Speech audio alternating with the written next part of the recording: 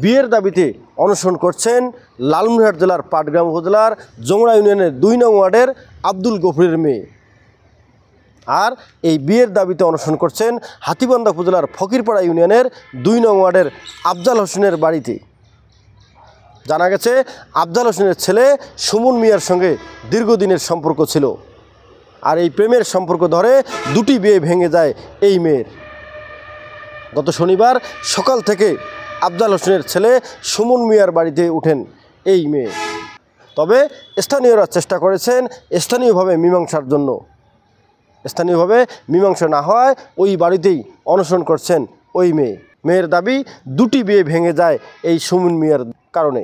মেয়ে বলছেন বিয়ে ভাঙার কারণে আজকে তাকে বিয়ে করতে হবে আমাকে, নইলে এই বাড়িতেই আত্মহত্যা ছাড়া তার কোনো বিকল্প পথ নেই।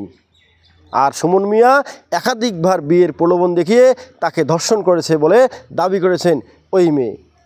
আমরা এসেছিলাম লালমনিরহাটের হাতীবান্ধা উপজেলার ফকিরপাড়া ইউনিয়নের ২ নং ওয়ার্ডে সেই আফজাল হোসেনের ছেলে সুমন মিয়ার বাড়িতে।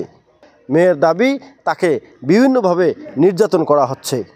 সামনে অনেক কিছু হওয়ার পর আমার মা বাবা সব শোনার পর আমাকে দেখে শুনে বিয়ে দেয়। বিয়ে দেওয়ার পরে এইখানে আমার স্বামীর বাড়িতে সে আমার স্বামীর ফোন নাম্বার কথা জানি না, ম্যানেজ করছে জানি না, সে প্রতিনিয়ত আমার স্বামীকে ফোন দেয়, দিয়ে আমার সাথে কথা বলার চেষ্টা করে এবং হুমকি দেয়। অনেক কিছু হওয়ার পর ওখান থেকে আমার ডিভোর্স হয়ে যায়। ডিভোর্স হয়ে যাওয়ার পর আমি বাড়িতে গিয়ে থাকি মনে করে এক দেড় বছরের মতো। সেখানে সে আমার সাথে সম্পর্ক রাখার জন্য আমাকে ফোন কিনে দেয়। সে আমাকে নাখোশ বলে যে আমি তোমাকে বিয়ে করব না, আমি সবকিছু মুছে ফেলে আমার মা বাবা আমাকে আবার দেখে শুনে বিয়ে দেয়। এখানে বিয়ে দেওয়ার মনে করো 3 মাস হলো। সে শনিবার আমার স্বামীর বাড়িতে এখানে গেছে, আমি রান্না করতেছিলাম। হ্যাঁ, দ্বিতীয়বার বিয়ে হওয়ার পর আমার স্বামীর বাড়িতে শনিবার গেছে সন্ধ্যা 7টার সময়। আমি এখন রান্না করতেছিলাম। সে জোরপূর্বক আমার সাথে শারীরিক সম্পর্ক করছে। করার পর আমার স্বামী ওইখানে ওই সময় এসে এসব দেখছে। দেখার পর অনেক হাতাহাতি হয়ে মারধর পর ও একপূর্বক পালিয়ে গেছে। একটা না দুইটা সংসার নষ্ট করতে আমাকে বিয়ের আশ্বাস দিয়ে গেছে। তাই আমি এর ভাত খাবো, এই জন্য আমি এইখানে আসছি। এখানে আমি শনিবারে আমাকে যেদিন ডিভোর্স দিচ্ছে আমি সেই দিন এখানে আসছি।